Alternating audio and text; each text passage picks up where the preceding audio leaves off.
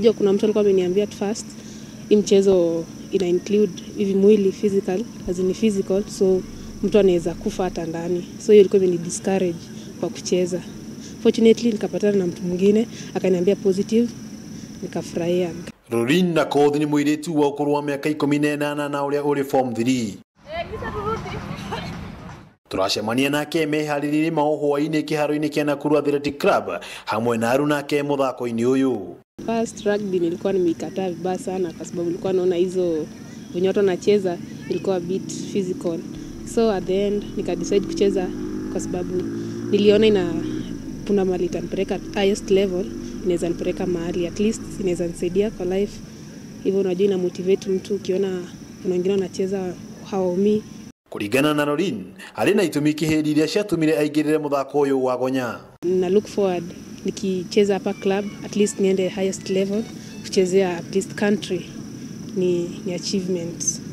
This pia inasaidia mtu in terms of schooling, inalipia watu school fees na kusaidia hapo. Kĩrabu gĩake gĩkoretwo mũhari-inĩ wa mbere kũrera iheo cia Nyarari, kuona rĩu nĩ ũgucĩrĩirie airĩtu aingĩ. Nimecheza Safaricom Sevens as country mbili against Uganda, nimecheza against Uganda. At least tumeenda kama Rwanda kucheza huko na wengine. It's an achievement. Unajua kuna watu wengine ni female huko nje wamekuwa star.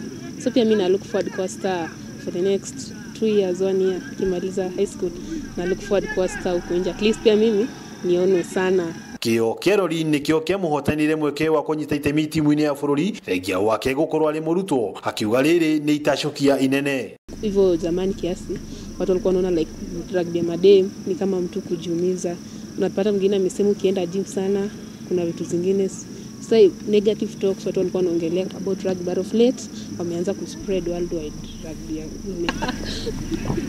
Kuringana na Nyarari ĩno mũthako wa gonya gatagatĩ ka airĩtu nĩ ũthiĩte na mbere na kũiyũkio na njĩra nene, na koguo harĩ bata kũnyitwo mbaru. Handũ-inĩ ha metha ya mathako ya Kameme TV kuma kaunti ya Nakuru, rĩtwa rĩakwa nĩ Wang'ombe wa Maina.